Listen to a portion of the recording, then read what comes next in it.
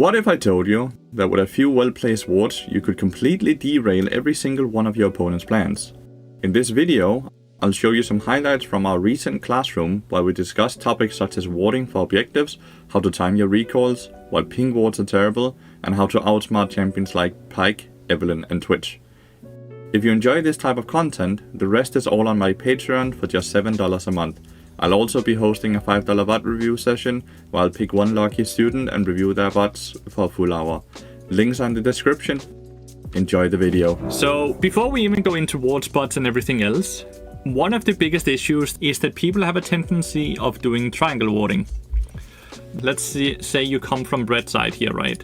Like you are coming from your base and you go into the jungle here and you want to ward for dragon. But as you go in, you're a bit worried that some people are in here. So you start off putting your first ward here, right? Then you go further in, then you place a ward here. And then you go further in, and then you place a ward here. What we end up with is that we have now a ward here, a ward here, a ward here. Which means we have triangle warding. Basically, these two wards are kind of irrelevant because we have this ward now. So these two wards might have made it a bit easier for you guys to face check, even though you probably didn't have to be worried about it, but because of how warding works with minion waves. We're gonna talk about a bit about that later. Instead of having these triangle wards that we end up having, where they have overlapping vision, we want to be able to draw a straight line from ward 1 to 3. If we are warding to take dragon, we need to have a ward here in front of the tier 1 turret. If the tier 1 turret is still alive, you just place it right out of the range, right? And then you place another ward here, and then you place another ward here. What happens with this is you now have a straight line of vision, and they cannot enter the river unless they go through bot lane up through river here, which is not very efficient. It's a very long path and not very good. Every other way they try to enter will be seen, so they cannot do that. This means that we have no overlapping vision, and we get to have a way broader way of warding. The same way goes if you would want to ward for Baron, or if you want to ward for a tower siege. No matter how you look at it, ward 1 and ward 3 always needs to be on a straight line, with ward 2 being in the middle. You mentioned face checking that, Brush. There's a very, very simple rule in League of Legends that a lot of players tend to ignore. Assuming your minion wave is right here, and their minion wave is right here, then we cannot ward further up than where this minion wave is. Because they can be anywhere ahead of it, right? Meaning they get to control all of this area because their minion wave is there.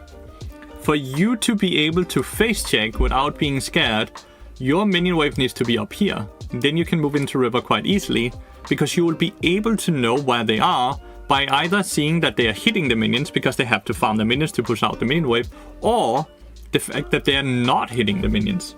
Which means if they're not farming the minion wave in mid lane, they have to be somewhere else. And then you can quickly deduct that they're likely in one of these brushes trying to set up a T-skill, right? So no matter how you play the game, throughout, whether you're 5 minutes into the game or 35 minutes into the game, you can never ward further up than where your minion wave is. So that's one of the big things that is with warding, right? Then, when you want to ward for objectives, there's a lot more things coming into it as well. A ward lasts 90 seconds. So when you want to ward for dragon, let's say there's 70 seconds until the dragon spawns. That means you want to already ward for the dragon now. And then when there's 40 or 50 seconds left, you want to now reset and replenish your wards. So let's say the dragon is spawning in 70 seconds. You now go ward here, you go ward here, and you go ward here. And when you're done warding, you instantly reset. So you replenish your wards. So you're ready for if they suddenly decide to remove this ward and this ward, but this ward gets to stay there, you can then replenish vision a bit closer to the dragon. Meaning that this ward actually got to live, but we can no longer ward here because we have lost control. Then we push this ward in here, so we still get vision when they enter the river. And then this ward is no longer wardable either, so we draw a circle, so we ward the pixel brush, because then we still know when they enter the river. So we push the vision a bit closer to us. We know that they're in the area because they've just removed a lot of vision, but we have replenished our wards and we know how to ward, so we still have river control, assuming we didn't get pushed out. If we get pushed out, we always want to enter river through the lane where we push out the minion waves. We can have something like this warded or something like this warded. These control wards don't defend us, but more so make it easier for your jungler to have a gank path, because they will know that they can at least sneak into that brush without being spotted. But these two brushes are also just incredibly easy to destroy the control ward. Let's say red side pushes the wave up here, then the red support will just go remove the ward, while the blue side is clearing the minions under the turret. Which is why I absolutely hate these control wards that gets placed in here. Because they're so easy to remove, and they're too expensive to not give any gold. A control ward is 75 gold, plus the 30 gold that you get from removing it, which is 105 gold, aka a third of a kill. So whenever you buy a control ward, you have to make sure it benefits you and give you more value than the 105 gold it costs. If it gives you less value, it was bad. If it gives you more value, it's great. If you cannot guarantee it gives you more value than 105 gold, you should not be buying it. So one of the best wards to get, if you're blue side, an early ward up here is amazing, and an early ward here is amazing. Any wards that just get any type of tracking of where is the jungler, what direction is he pathing to, and when did he kill his camps, because each camp spawns every 2 minutes, besides the blue buff and red buff, that's every 5 minutes, which makes it incredibly easy to track after that, because we know exactly where they will be throughout the game as long as we remember to do the math. So if you have the time, assuming you crashed, let's say you crashed bot lane wave on the third wave, right? On the first cannon minion wave, they now have to farm on the turret, so you walk up and then you just you stand in this brush here and you ward over the wall here to get vision on the blue buff and the grump. Is the grump still alive? Is the blue buff still alive? Or are they dead? At that point, you can assume he started bot side and is clearing towards top side. That gives your top laner a lot more safety. It allows your jungler to know that this skull crab is the one that will be contested, and they can make a lot of decisions off of that point. If you're a mid laner, it's the same thing. If you can get any type of vision here before the laning phase even starts, okay, you ward it at like 120 or something like that. It's amazing. It's the same thing for you as a bot laner. You could potentially ward this before laning phase starts. Assuming you're red side, you can ward this before it starts, because if you get any type of tracking, any type of information of where the jungler starts, he's kind of fucked from the start, because you know exactly where he will be the next many minutes, assuming that he's not doing some very odd stuff. We have talked about how we want to ward when we are doing dragons and baron and herald and stuff like that. But how do you ward when you're on the defensive side?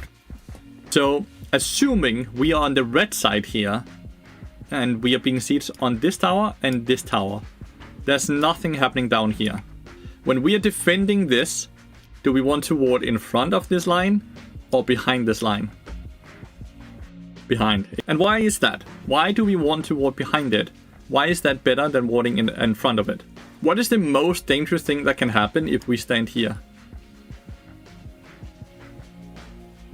Or if we stand here?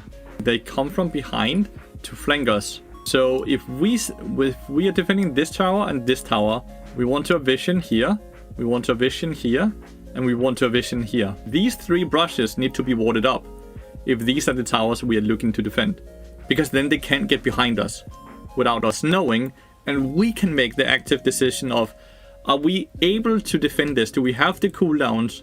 Do we have the HP? Is the tower healthy enough for us to be able to kill the minion wave fast enough compared to them killing the tower? We get to use the information to make an active choice of what we should be doing.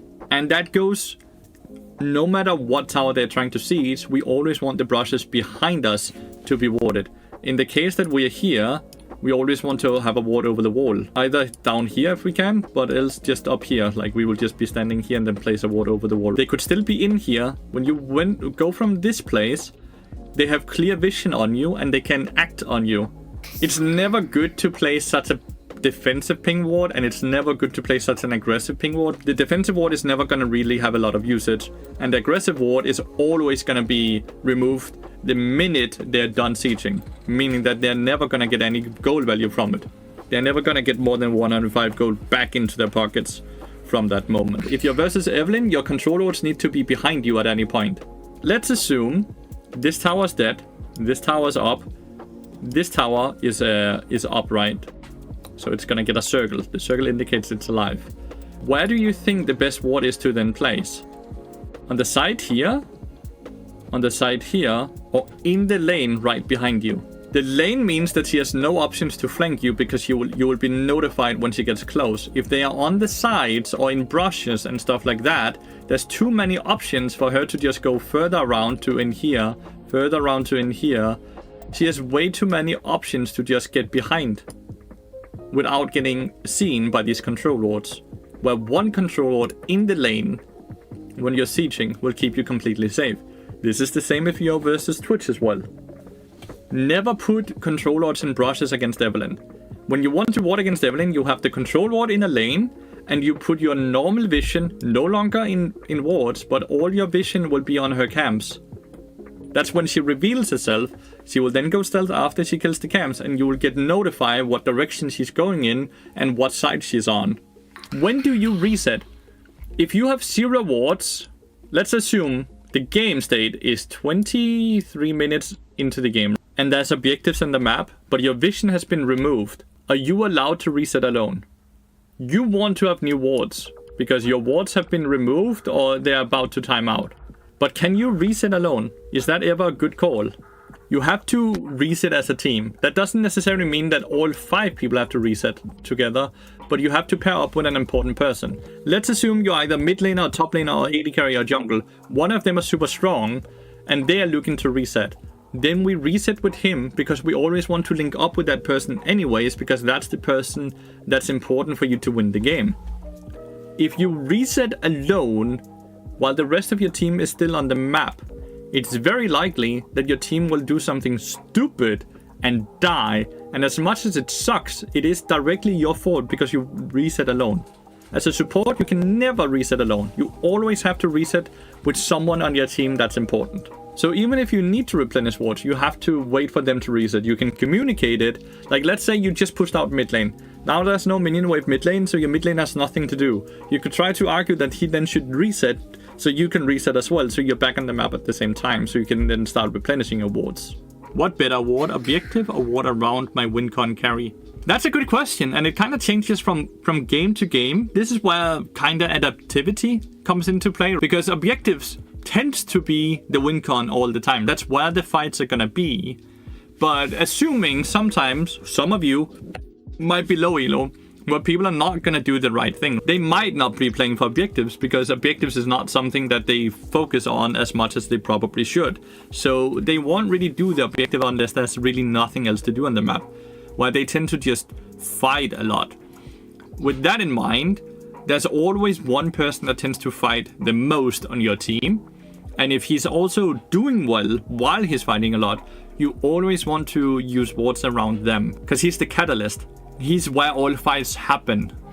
He's always more important to ward around, because you always want to win these fights. Because if the fight is going to happen around him, always, instead of around objectives, you can just win the fight and then turn to an objective afterwards, if you want to. How you handle Pyke with Umbral Glaive? Well, you give him 1 ward, and then you know he's in the area, so you don't have to give him more wards, because if he's in the area, you can assume everyone else is in the area as well, because Pyke is not playing alone. He's going to play around his team. And then you don't actually have to put more wards until you have to take control over that area. Meaning that, let's assume Pyke is right here, and you just went to ward over the wall, and he claimed this ward. The dragon spawns in 60 seconds, so you feel an urge to get wards in these brushes, because you feel this is not good. But you now know Pyke is here to remove wards. So your focus now comes into, okay, I just push out the minion wave. So the minion wave actually ends up here. So now his AD carry or mid lane or someone is gonna be here to farm, and then we can just brute force ourselves because we have numbers advantage to force pike out of the river, and then we can sweep at the river, remove the wards he has, and start ward up the brushes without him being able to do anything. And that's how we do it. Do you have any tips on avoiding enemy ward vision? Yes.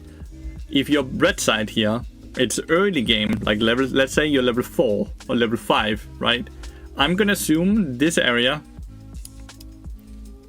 is warded. So I always move through my jungle behind where I want to go. If I want to gank mid lane, I will be ganking mid lane like this or like this. Not like this. Because all of this I assume will be warded. It might not be true, but the assumption is really good to make. That the river is lava when it comes to vision. They will know if you're in there. They rarely get those deep wards because it's a lot more dangerous, so it's safer to assume there won't be any wards in there. How do you check deep visions of enemy supports? I faced several times that I was in vision in my jungle and I did not notice it. But, review. If you think they had vision, or you don't understand how the fuck they knew, you review the VOD into the timestamps where you're like, what the fuck happened here? And you're like, wow, there was a ward here, there was a ward here. How did they do that? When did they do that? How did they sneak in there? You ask all these questions and the VOD review will tell you. And then you learn. Overpowered.